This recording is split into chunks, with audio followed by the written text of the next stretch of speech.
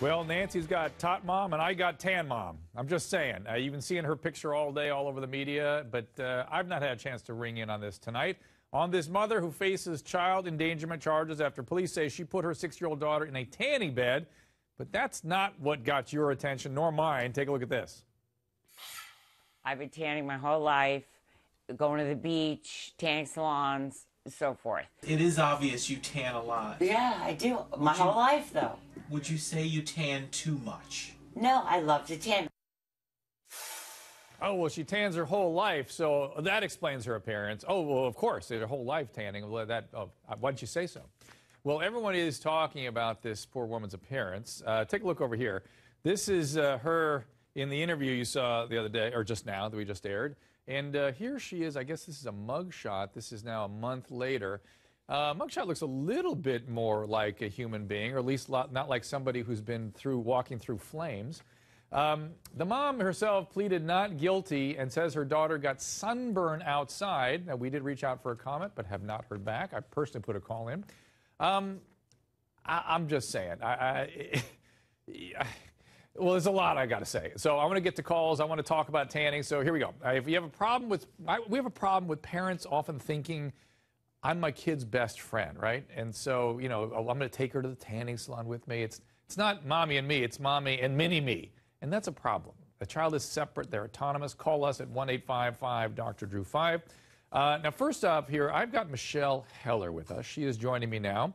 And she believes she might be addicted to tanning. Now, the way you're lit right now, Michelle, you don't look certainly don't look like Tan Mom.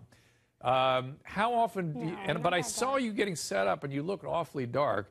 I want to read something that Snooki said, if you can put that up there for me, guys. I want to read that. Because even Snooki, who is quite a bit, I mean, obviously she enjoys a little tan now and then herself. She said, she told Extra, that, you know what, is crazy. You're not supposed to take kids there. There's Snooki in all her orange and brown glory. So how often do you tan, Michelle? Well, I tan about twice a week right now. All right. And have you ever had any health consequences from this? I have. I've tanned for about 25 years total, and maybe the first 15 years I felt like I needed to tan every single day. And then I got some skin cancer, and I've cut back. Cut back but not stopped? No, I can't stop. I can't stop. And you said, I felt like I needed to tan every single day. What does that mean? You mean you had a compulsion to do it, or did you go through some sort of irritability and withdrawal if you didn't do it? Well, your body just feels like you're not tan. When you look in the mirror, you think that you're not tan. When you look in the mirror, right. So would it be, do you think it would be reasonable to call this a body dysmorphia of sorts? Maybe. Maybe. And now I want to clarify for viewers. You said you had skin cancers. Do you know what type of skin cancers they were? Yeah. I had basal cell carcinoma on my stomach and on my back. All right, so you had basal cell carcinoma. There's three big categories: basal cell, squamous, and then melanoma. And squamous cell, you look like a relatively young person. And so to have had basal cell at your age already is pretty disturbing, right? Right. And so that means you're at very high risk for recurrences, very high risk for melanoma, very high risk for squamous, which are much more serious. Those are ones that can really metastasize and kill you very quickly. And yet you go on tanning. Correct. Okay, let's take some calls about this. John in California, what's your question? Hi, Dr. Drew. Hi, John. What do you got?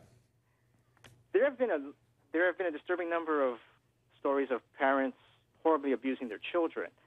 On your love line, you often recommend to your callers that not to have kids. That's in the best interest of to not have kids, which is in the best interest of their kids. John, let me interrupt you. Let me interrupt you and say that what Corolla and I used to say was screwed up people having screwed up kids is the source of what's unraveling our society and creating mental illness and filling our prisons. And by the way, later we're going to talk about boys and how they end up in prison. That'll be after the top of the hour or the bottom of the hour.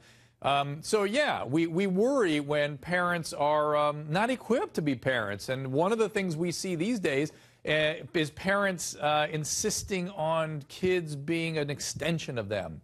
And, you know, having a kid, and having a kid join you in the tanning booth, if that's what happened here, that's grotesque. That's a grotesque version of that, wouldn't you say? Yes, I would. And so my question really is that are there telltale signs that one should not be a parent when the welfare or the well-being of the child is actually in jeopardy? Wow, you were asking a question that I am not prepared to answer, John. I must tell you, we live in a free society. I hate the idea of Big Daddy dictating things. I'm just saying, my note has always been, let's educate ourselves. Let's sort of be honest about who we are and what our capabilities are. And if we're 20 years old or we're 19 years old, probably not ready to have a kid. I'm just saying, I'm playing the odds. I couldn't have raised a lizard at 19, so that's one of the things we start out with. And then, you know, if you're strung out on drugs and you never had a stable relationship, check. That's another good category to put in your list there. Right. So, John, I'm gonna thank you for your call. I'm going to take some more. I've got Stacy in Washington. You wanted to sound off, Stacy? Go right ahead. Yes, Dr. Drew, I'd like to say that clearly the tan mom has something mentally wrong with her. I mean, we all can tell just by looking at her picture. Yeah. I think she should be investigated. You know, she claims her daughter got sunburned from being outside, and that seems like a pretty simple fact to go back at the weather and look to see, was it 85 degrees and sunny in New Jersey a couple days before? And Stacy, look at the daughter. We got a picture of her up. She is fair-skinned, red-headed, so... Boy, sun for her is going to be an issue her entire life. I mean, let's remember there's an important message in all this. And so as a clinician, I want to point out, wear sunscreen all the time. Do not overexpose your skin to any UV light. We talked to Michelle earlier, who was a tanaholic, and one thing I didn't get a chance to get into with her is, you know, when people get in front of that bright light, it does cause some chemicals to go off in the brain that is very similar to the chemistry of addiction. So when she said she couldn't stop, there was something to that biology. But at the same token, what she also said, and I think what's really clear here, is she looked in the mirror and didn't like how she looked. She didn't feel enough tan. Sunny, go right ahead in Pennsylvania. Sunny? Yes, Dr. Drew. Yes, ma'am. I was just wondering, does she have some sort of disconnect? Like you said, she looks in the mirror, but she doesn't see how ugly she really looks. Well, those are strong words, and it's ironic name, Sunny, this evening, but it's not that funny, guys. I'd also like to say, too, Dr. Drew, before you say anything, I am a single mom with 3 beautiful children, and I'm only 24, but I do very well, and they're very well behaved.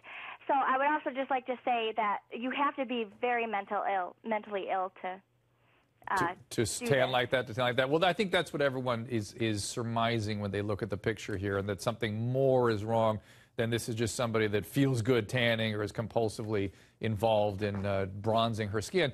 But it's somebody who really doesn't see reality when they look in the mirror, and that's really what body dysmorphia is. And people need to remember, real bona fide body dysmorphia, originally as it was described, and I think most clinicians, although we talk about it as a body dysmorphia, the fact it was about the face originally, preoccupations about aspects of the face. Sandy, do you have another question, or are we on to the next caller? No, but I do get how people can look in the mirror and think that they don't look tan. You know, I think that's society kind of gives that you have to look tan to look beautiful. There you go. I agree. It looks healthy, so to speak. But then again, these chronic exposure to UV is really, it's dangerous. Let's face it. I mean, skin cancers happen. There's Michelle. Can I put Michelle my Skyper back up here? Can I put her back on the? There you are. You agree with me that this is kind of silly that you're continuing to put yourself in danger by tanning, right? Absolutely. I've actually cut back. Like I said, I only tan twice a week now, and I'm trying to use some like self-tanners and trying to use like a spray tan. I was going to say, I'm trying to wean myself away. Why not just do the spray tan? They have that these days. Is it too expensive, or what's the problem with that?